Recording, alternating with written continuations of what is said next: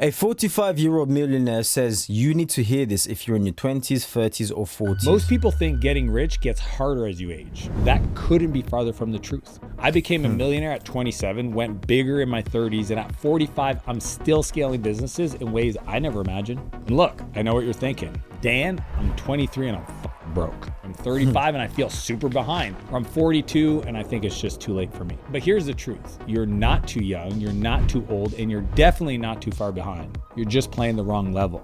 Today, I'll break down the exact playbook for each decade, your 20s, 30s, and 40s. And I'll show you the next level nobody talks about, which in my opinion is the one that matters the most. Level 1, your 20s. The main advantage that you have is your energy. For me, your 20s is actually about one thing. It's about trading time for money, then trading that money for skills. Here's how I like to think about it. I call it building your foundation. Step 1, we pick one high value meta skill. See, a meta skill is something that makes other skills easier to learn or adopt. If you think about coding, because it teaches you like systems thinking, or sales, right? Because then you're learning about persuasion or copywriting, content creation, project management, all of these meta skills make you better at learning another skill. I always find the best skill is the one that you would love to do. It's almost like, what would you naturally do to procrastinate? Wait, let's just take time to appreciate that backdrop. That is crazy. Skill is the one that you would love to do. It's almost like, what would you naturally do to procrastinate? If that's one of these meta skills, do that. But I really want you to keep this in mind. Do not diversify. Go deep. That intensity and focus and obsession, for me, writing code, that's what's gonna make you incredibly valuable within the high value meta skill. And the best part is you can use your 5 to 9. It could be 5 a.m. to 9 a.m. or 5 p.m. to 9 p.m. It doesn't matter if you're working a full-time job or you're studying, going all in for 6 months is gonna make you a master at this meta skill. Step 2, most people won't agree with me on this, is work for free. Because your parents are gonna be like, oh, I don't think you should work for free for this person. They don't realize that when you start doing something, you're not good at it. You don't add value. So if somebody that has the background and experience is willing to give you an internship or an opportunity to learn for free, take it. I did this back when I moved to San Francisco. I didn't know anybody. I didn't have a high school friend. I just cold emailed a bunch of folks and said, here are the 3 things I'm good at. Technology, writing code, sales, persuasion, and marketing. Really good at marketing. And it turned out that enough of those emails eventually got responded to, and 2 or 3 people gave me a shot. They didn't pay me. I didn't need to get paid. I showed up being willing to do the work without getting paid because I knew it was also going to build my portfolio. And that's what most people don't think about. Step 3 is the price ladder. See, the mistake that most people make is they just say, look, I'll do this for like $50 when normally anybody else would charge 100. So you can just say that is normally I would charge 100 for this, but you're somebody I really admire and I want to do work with. So I'm willing to do that at 50% off. That shows the initiative. And then once you do that, every 5 clients, raise your price by 25%. Even when I look at my journey, I mean, I was 17 in rehab and I discovered a book on Java programming. And what happened is I became obsessed with writing code. In many ways, it became my new addiction. And I would stay up till 2, 3 in the morning just writing code. By 21, I was charging $75 an hour for consulting, essentially $150,000 a year. It blew my mind that people paid that, but it's because I had so many years of experience, because I had the skills in the portfolio to prove it. So here's my rule of thumb for those in their 20s. Say yes to everything that teaches you something, even if it doesn't pay well, because you'll get paid on the back end of learning it well. And I get it. Maybe you're on the edge and you're scared to start. You're like, I hear what you're saying, Dan, but I don't know. What if I fail? Here's what I know. Winners lose more than losers. So in this stage, don't be afraid to fail. Use it to fuel your growth. So now. Wait, winners lose more than losers. Fair play. And you only truly lose when you stop trying. Deep. So in this stage, don't be afraid to fail. Use it to fuel your growth. So now that we've tackled how you get rich in your 20s, let's move on to our 30s. The main advantage at 30s is strategy. You've got things that you've tried and failed. You've created some systems. All of these create leverage as you try to get richer. So here are 3 things that you need to utilize in your 30s to be able to get rich. Step 1, the ATF framework. ATF stands for audit, transfer, fill. This is where we look at our time to make sure we're working on the right things. I have a guy on my team. He works really hard, but he's not getting near the financial results as the other people on the team. And the reason why is he doesn't look at his calendar through this lens. See, audit is about understanding where are you spending your time, and is it producing revenue, and is it lighting me up? Things that don't make you money, that you hate to do, that suck your energy, those have to get off your plate. Then we go to transfer. Transfer is about taking those things and giving them to somebody else. So this could be out-tasking, a task from like grocery shopping to running errands to cleaning your home.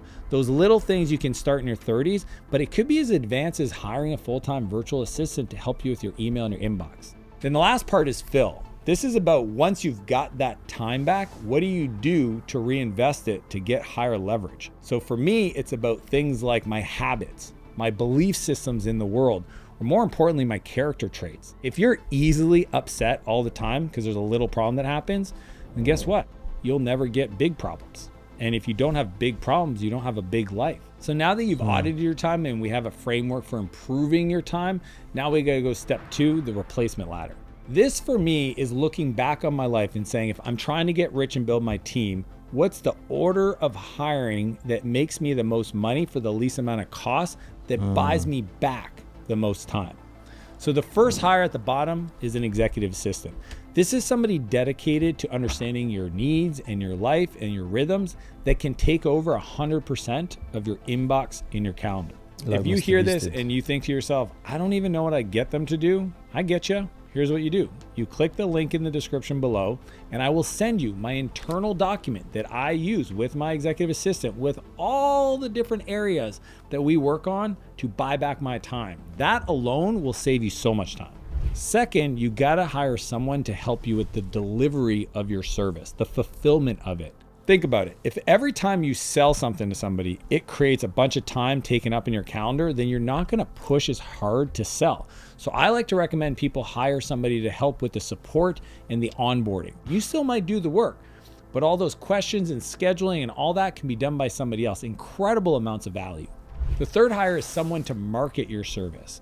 I can't tell you the amount of times I've worked with entrepreneurs, the revenue goes up and down and up and down. The reason why is because they do marketing, and then they get busy, and then they stop doing marketing, and literally it's this feast or famine all the time. If you bring somebody in, even part-time, to always be marketing your business, then you'll create a steady flow of leads and customers, so you're never wondering where your next deal is gonna come from. The fourth hire is someone to sell your service, and this is a beautiful place to get to. And I know, nobody sells as good as me. You know you better than you know what you do better than you. How could somebody possibly do this for me? Trust me, I used to think that, till I hired a guy named Michael. And on the first day, Michael sold better than me. And when I asked him, how the heck did you do that? He goes, hey, Dan, I think it actually makes you look like a real business if I'm selling you instead of you selling yourself, because that's kind of why they're coming to you. And I was like, oh, interesting. Now think about this, 4 hires and you could be on vacation and somebody else will create the opportunity, somebody will bring them into your world, and somebody else will bring them on board in your business without you being involved. That is freedom. So once you implement the replacement ladder, step 3 to get rich in your 30s is focus on one thing. This is gonna break some people's hearts, but we have to pick one business model.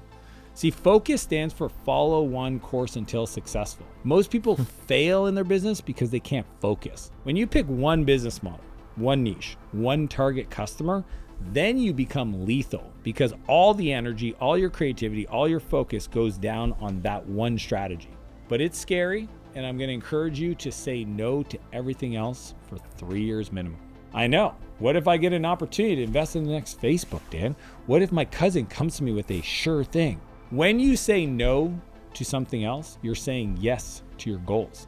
So the rule of thumb for your 30s is stop trading time for money and start building systems that make money without you. Essentially, build the machine that let the people run the machine. That's how you let your money make you money. Level 3, your 40s. See, the main advantage is experience, also known as... So far, this is a great video, but the thing I do have to say is a lot of this is information. The most important thing that matters above information, is taking action. And a ton of people watch this video and then skip on to the next one. Watch a bunch of his videos, watch a bunch of my videos, and then just carry on with your day to day. If you don't take action, all of this is useless. You're wasting your time, literally wasting your time. But anyway. Experience. also known as the gray hair advantage. My designer, Rich, said, hey man, you look like that guy in Spider-Man that manages the newspaper. But guess what? The grayer my hair gets, the smarter I sound. So if you're in your 40s, dig in. This is where you can actually make the most money because you have all the know-how, you have the resource, you have the experience, you have the relationships, you have the pattern recognition. You can build the machine very quickly. Now it's time to scale it. See, there's 3 ways that I recommend doing this. The first one is a portfolio approach. Essentially 70% in what you know. See, most people diversify into things they have no idea about. I don't understand why they do this. Maybe it feels mature or smart, but I learned a long time ago from my mentors, if I know what I'm doing, investing in me guarantees an outcome. Investing in somebody else, question mark. So 70% of what you know from a portfolio approach is saying, okay, if I'm a real estate guy, if I build homes, maybe I should invest in multi-unit. Essentially, whatever you're good at, that skill, wherever you made money, invest in other things as a portfolio that you know very well, because it's that information advantage that's going to make you rich. So that's 70% of what you know. 20% is into adjacent opportunities. For me, that's technology. Like I angel invest in a lot of things like 3D printing and drone. And then the 10%, those are the moonshots. Those are, these crazy ideas. One of my friends is building this massive restaurant franchise. I love it. Brasa. So awesome. We eat there all the time. Or another friend of mine is doing Laundry Sauce, which is a company that's like trying to bring a millennial approach to laundry detergent. Crazy stuff that could be massive, but it's not my core competency. The second area is become a mentor investor. Now I kind of touched on this, but let me really dig in. Think about it. If you're in your 40s, now you got to find some other people that are in their 20s that are willing to learn the skills that are going to grow and you can mentor them. So finding 3 to 5 other entrepreneurs in your space who are 2 or 3 years into the thing that you have experience and you can support them on, I think that is a massive amount of leverage. And what do they need? Well, yes, they probably need capital, but more important, they probably need experience. And an opportunity is becoming an advisor where you exchange your experience, your time for equity in their business. Now you've got shots on goal that could turn into bigger outcomes than your current thing you're working on now. The third is compounding your wisdom. See, too many people live a life that's unexamined. I'm a big fan of doing and then reflecting. Documenting every single pattern I've learned. I've been doing this for almost a decade. I've been posting on here for 10 years. I've been sharing everything I've learned for about 7. Because I didn't know that. I've been posting on it for 10 years. It takes time. Goodness me. I mean, we've been at it for a long time as well. So I had to document and codify it. Then I got to learn it better. But the coolest part is those frameworks became the tools that I could share with other people to help them move faster. What makes you valuable in your 40s is the experience to come into a situation and see in 30 minutes, identify the 3 things that founder, that entrepreneur, that business owner can do to change, to 10x their growth, because you've seen it so many times before. But as a rule of thumb in your 40s, let your money work harder than you ever did. Your job is strategy, not execution. At this point, a lot of people go, but what about after your 40s? What then? Well, here's how many of my mentors have gone about it and how I plan and already am doing it too. The final level, your legacy years. Here's what nobody tells you about getting rich. There's actually a level beyond the money. This is where you use your money and your success, your relationships, everything you've learned as a tool for impact, not accumulation. That's why it's another level. It's understanding that when you decide to teach everything you've ever learned to the next generation, then you'll feel fulfilled. It's why for me, I do a lot of things. I run a program called King's Club in my community where I personally mentor 100 kids every month that are 15 to 21 that want to show up and be better. I go and I visit troubled youth at crisis centers. I go inside prisons to speak as I travel, just to share my story, to help empower them, because I know that I'm here to be an example for other people because people were that for me. So the rule of thumb, once you're past your 40s, is to move to another level where this isn't about you getting richer, it's about making others rich in more ways than one. Here's the truth. This game of life was never about the money. It's about becoming the person along the journey. When I say the world will show you where you're not free, the ability to do the work, being paid with money to improve your quality of life, to get to a place where what you've done is so impressive that other people want to learn from you and you share that with them, that is what wealth is. So now that you know this, I want you to ask yourself, is my skill really next level? Am I really... Good question. Is your skill really next level? I believe life is all about acquiring skills that will help you propel to a different future. A future where you look at yourself, you know that you're unrecognizable. The people around you don't even know who you are anymore. But true success is really when you're able to distinguish that I am no longer the same person. I don't know what's happened, but I've done it.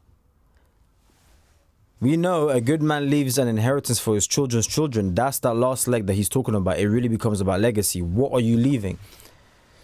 That's powerful, man. This was truly an amazing video. Let's see the comment section real quick. Okay, so hit 74K today. I'm really grateful for all the knowledge and nuggets you had thrown my way over the last months. Started with 14K in December 2023. We're in 2025, 24, 25. So close to 2 years-ish, 74K. It goes to show you anything's really possible. As you might already know, we're on a similar journey ourselves on this channel. We made a ton of money and then restarted again at 30, not willingly, but because things just went left. Investments that didn't work out, lost a ton of money, but we entered our 30s completely broke. If you want me to document it bit by bit, I will. How I'm growing the portfolio, what I'm doing, and so forth. I'm more than happy to do so.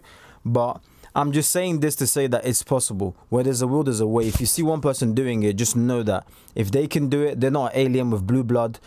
They have the exact same blood as me. We're humans. They can do it.